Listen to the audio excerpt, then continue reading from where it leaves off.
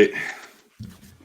Might be my last time wearing this. Gotta put it back on just for old time's sake.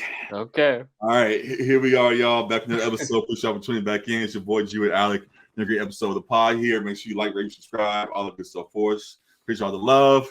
As you can see, we're here today to talk about my quarterback for now, Lamar Jackson, who has still been in news now as he announced just this last week that he announced a trade. That he asked for a trade earlier this month, leading to him being franchise tagged, and now there's just been a whole slew of back and forth going on with him and the league and things. So it's been somewhat of a mess and sad things that have gone this way.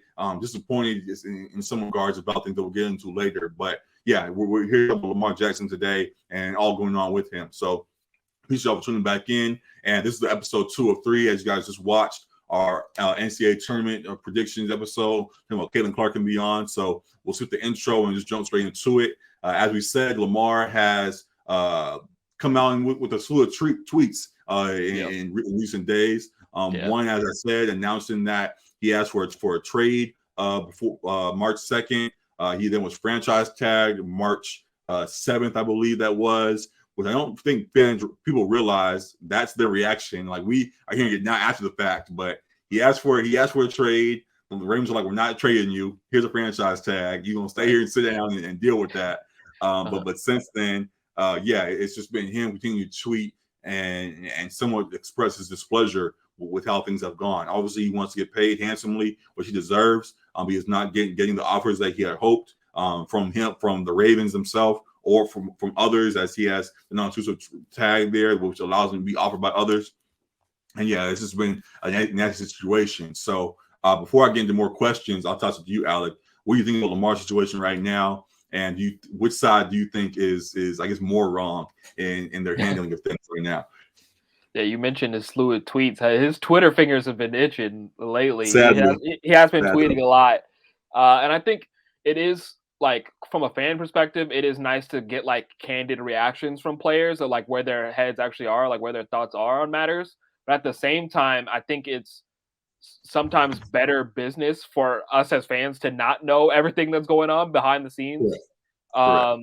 So I think in that way, like, Lamar is hurting himself just a little bit. And of course, he doesn't have, like, he is his own representation, him and his family. So that may be a part of it, as far as not following the best practices type of thing. Go ahead and just credit that real quick.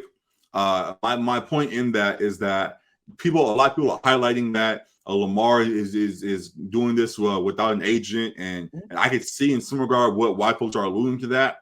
But he's not the only one in the league that does not have an agent. I believe Roquan Smith. He's probably the highest profile guy, though. Correct. Yeah. But Roquan Smith on the Ravens just got paid, but this same season does not have an agent who represents himself. And there are others, I believe, of the same across the league who are of notable name that I'm blinking on right now. I know Roquan Smith for a fact does not have an agent either, and is doing things his way, the same way. So for people that are saying, if he had an agent and this is being used to prove their point, there are other very notable athletes that are going about things the same way and getting the money they deserve. So with Lamar, there are other things that at play beyond just who's sitting beside him in these meetings that are causing him to not get what he's desired. For sure. It is another echelon, though, when you're going for the 50 million versus the 20 something or whatever too, though. Sure. So that plays a part. I think it is cool in a sense that, like, he is kind of in charge of his own destiny as far as the management side of it as well. But there are pros and cons to that. And I think that shows a little bit with him, how he is handling, like, the public, the PR aspect of it. But the NFL definitely, the Cleveland Browns, for one, of course, look very iffy in the light, just how they were willing to make the deal with Deshaun Watson, but not with Lamar Jackson. And same with the Falcons. I think Arthur Smith was having a comment on it because he was asked about why they pursued Deshaun Watson and not Lamar Jackson. And he commented about the games played, games missed, as if that wasn't an issue for Deshaun Watson as well, too. A lot of the excuses being made for Lamar, for the reasoning for not picking up Lamar right now, were excused for other guys. But we see Jimmy G getting paid after injuries. You see Deshaun got on the grand scale being paid after all that he went through and all that mess that ensued. Guys with less accolades being rewarded more for reasons that are now being used against Lamar. So yeah, there's nasty things going on that side for sure. And I think so. That's why I think it ultimately comes back to when we talked about Lamar and his free agency situation last time we talked on the show. I think it comes back to not wanting to commit 40 to 50 million to him because of the injury, whatever. Because like you mentioned, Jimmy G, but he's not signing the $50 million contract either. So teams are more willing to put their faith in a guy for a couple years for less money. Lamar is a huge investment, and he's earned that through being an MVP and carrying a Baltimore squad for several years. But then there is concern about his durability as well, with the last 2 seasons, him missing 6 games or whatever in each. So I understand the hesitancy, but some of these teams look funny in the light for how they pursued other guys who also had question marks and who weren't MVPs of the league. It seems like Lamar should have at least one potential suitor, and I think he will. He may end up just staying with Baltimore this year, but I do think there will be at least one suitor, and maybe it's gonna take a more bold GM, bold owner to make that move, because it is kind of an old boys club, as we know, with the NFL and ownership and that kind of thing. But I think there will be another team that has interest and does sign him long term. The issue is that the Ravens know that they don't want to pay him. Let's say he's asking for $250. If any team comes up offering anything less than that, they're offering around $200. They're even down to, I don't think this is confirmed by him, but just saying numbers floated, they're down to as low as $180. Anything comes all around and offers that, and he accepts it for whatever reason, the Ravens just match that. I'm like, okay, we didn't want to pay you $300, but you signed for $180 over here. We have this non-exclusive tag to match it. So we're going to give you $180 that you want, you're going to take somewhere else. So because the Ravens know that they are letting the market and let other folks dictate his contract, it's potentially saving them money by doing so, because the only way that he'll leave is if they throw out some astronomical number, which they have to decline. But as you point out, many teams aren't willing to do that because of all that comes with him. There are too many teams already have, regardless of how well it's worked. Teams have systems in place that they want to stick to, and when Lamar comes in, he has to change your system around. Something that a team does not want to have to essentially overhaul what they're doing to accommodate this guy, especially when you have to, because of how much money he is earning. So it's a tough thing. And there's a lot of wrong in that. The two sides that I'm pointing to, but on the Lamar side, I'm just not happy with all the tweeting and things that are going on either. I think he should just lay low and let things play out, but behind the scenes, as you pointed out as well. So we will see what is next for him. And well, I guess what team would you like to see throw an offer at Lamar realistically? There have been many teams that already declined. Do you want to see a team like the Colts or that's really been the only one, the Colts or Falcons throw money at him? I was going to say, I think Tampa Bay would be a good spot in Florida, and I don't know who their starting QB is right now. They signed Baker Mayfield, right? That's an option at this point. It seems like. So I think that would be a spot where he could come in and they could use a talented QB like that. Like Brady was still Brady, but he was not the Brady of old. And they could use an elite QB. They already have like pieces around that where Lamar could be successful, I guess, minus the running back position, because I think they let go of Leonard Fournette. So they would probably need to find another RB1, but I think that would be a good spot. I think the Jets would be a good spot too, but they seem dead set on Rodgers, because the Jets have all the pieces, but it seems like they're set on Rodgers. And it's weird too, because they have an offense that would fit Lamar, which confuses me. But they don't want to pursue that because obviously I know what Aaron Rodgers provides too. But yeah, that's like it could be a great fit if they wanted to. Right, right. And then I think there was like a list of 5 teams that I had sent you that were listed as like the top 5 destinations. I know Tampa Bay was on there, the Jets were on there, the Mhm. Falcons were on there, but it sounds like they're set on not pursuing him at all.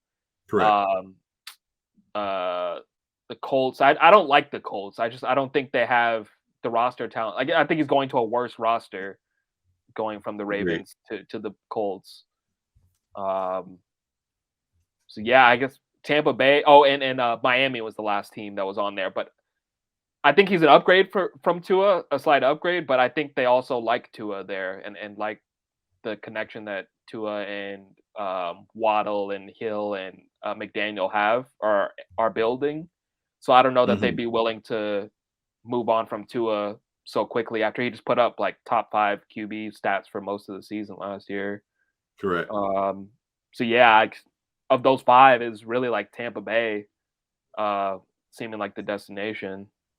Yeah. So it is what it is. But for you guys watching on YouTube right here, I pulled up his tweets from recent from a day ago.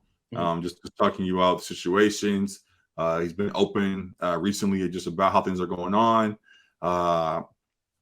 Don't remember me sitting out on my guys week 1 versus Jets to week 12 versus Broncos. How come all of a sudden I sit out because of money in which I could have got hurt anytime within that time frame? Mhm. When we know the Super Bowl will be on my mind since April 2018. Mhm. Let's get real. I'd rather have 100% PCL than go out there and play horrible, force myself to put my guys in a situation. Now that's selfish to me. And Right. while things like that, that was a reaction as well too. I think to your reaction about the Falcons owner putting out a statement, I think that came out shortly after his tweets came Mhm. out shortly after that. Someone in a I guess a indirect response to that quote that came out. Mhm. And I get what he's saying. Yeah, but just the reality of the business is that though you might make money moves that make sense to you, those money moves can also backfire and end up being used against you. So Yeah. though he didn't want to go out there and risk himself getting injured more, those games racked up being sitting out are now Right. being used as, oh, okay, instead of sitting out 2 games, you sat out 5 games, and that's 2 straight years of 5 games sitting out, and now we can't trust you to be on the field because Mhm. of these injuries you continue to have. So Mhm. yeah, it's just a sad reality of the business that he's dealing with right now. And yeah, I just hope that he just continues to he just gets what he deserves from somewhere at this point. Even Mhm. as a Ravens fan, Yeah. he's one of the guys that I pointed out before. I'm a fan of wherever he goes and hope things work out in whatever way it does. So Yeah. yeah, definitely a interesting thing to continue to follow here. Yeah, we'll see if this is my last time wearing Lamar's jersey or he's gonna find a way to put it down long term. And yeah, any other note on Lamar you want to point out? I guess did Lamar note why he was asking for the trade? Like, is it purely a money thing? Because like the one thing I could see rectifying this is taking the Eagles' blueprint and going after a wide receiver 1 like they did with AJ Brown and Correct. seeing if they can make it work. I mean, we saw the Giants just paid Daniel Jones 40 million a year for 2 seasons guaranteed at least. Um, and he's a much lesser version of Lamar Jackson, really. Um, so do you think it's a situation where things could be rectified if he were to stay and they sought to build in another way, which is going after the wide receiver 1? Things absolutely can be rectified. It's just, but both sides have to be open to that. Mhm. Lamar, I know it feels offended by things that are going on, Mhm. but I think that uh, he has to just accept what the reality of the business is in some regard, Mhm. and put his best foot forward. And I think if he sits out again, which hurts, because Yeah. I think business wise would be the right move.